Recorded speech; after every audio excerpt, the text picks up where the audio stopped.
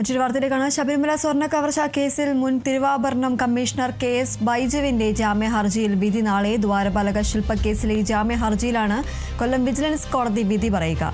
അറസ്റ്റിലായി 90 ദിവസം പൂർത്തിയായതിന് പിന്നാലെയാണ് KS ബൈജു സ്വാഭാവിക ജാമ്യം തേടി ഹർജി നൽകിയത്.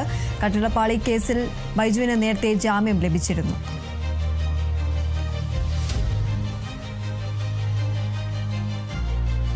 ശബരിമല സ്വർണ്ണ കവർച്ചാ കേസിൽ മുൻ തിരുവാഭരണം കമ്മീഷണറായ KS ബൈജുവിന്റെ ജാമ്യ ഹർജിയിലാണ് നാളെ കൊല്ലം വിജിലൻസ് കോടതി വിധി പറയുന്നത്. ദ്വാരപാലക ശില്പക്കേസിൽ ജാമ്യ ഹർജിയിലാണ് വിധി പറയുന്നത്. അറസ്റ്റിലായി 90 ദിവസം പൂർത്തിയായതിന് പിന്നാലെയാണ് KS ബൈജു സ്വാഭാവിക ജാമ്യം തേടി ഹർജി നൽകിയത്.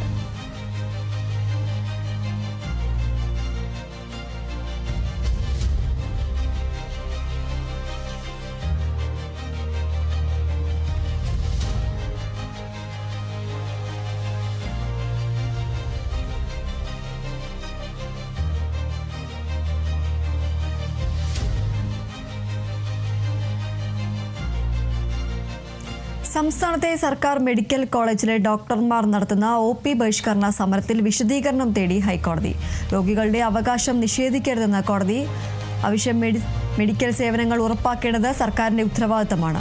OP സേവനങ്ങൾക്ക് തടസ്സമില്ലെന്ന് സർക്കാർ ഉറപ്പുവരുത്തണമെന്നും ഹൈക്കോടതി. ശമ്പള പരിഷ്കരണ കുടിശ്ശിക അനുവദിക്കുക, കൂടുതൽ തസ്തിക സൃഷ്ടിക്കുക തുടങ്ങിയ വിവിധ ആവശ്യങ്ങൾ ഉന്നയിച്ചാണ് ഡോക്ടർമാരുടെ സമരം. ആവശ്യങ്ങൾ അംഗീകരിക്കാതെ സമരത്തിൽ നിന്നും പിന്നോട്ടില്ലെന്ന നിലപാടിലാണ് ഡോക്ടർമാർ സമരം തുടരുന്ന സാഹചര്യത്തിൽ മെഡിക്കൽ കോളേജുകളുടെ പ്രവർത്തനം പ്രതിസന്ധിയിലാണ്. നിലവിൽ PG ഡോക്ടർമാർ മാത്രമാണ് OPയിലുള്ളത്.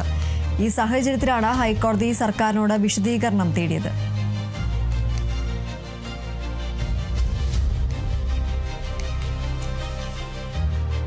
സർക്കാർ മെഡിക്കൽ കോളേജിലെ ഡോക്ടർമാർ നടത്തുന്ന OP ബഹിഷ്കരണ സമരത്തിലാണ് ഇപ്പോൾ ഹൈക്കോടതി വിശദീകരണം തേടിയിരിക്കുന്നത്. രോഗികളുടെ അവകാശം നിഷേധിക്കരുതെന്ന് കോടതി വ്യക്തമാക്കി.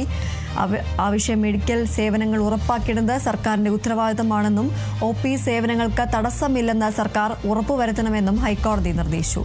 ശമ്പള പരിഷ്കരണ കുടിശ്ശിക അനുവദിക്കുക, കൂടുതൽ തസ്തിക സൃഷ്ടിക്കുക തുടങ്ങിയ വിവിധ ആവശ്യങ്ങൾ ഉന്നയിച്ചാണ് ഡോക്ടർമാരുടെ സമരം.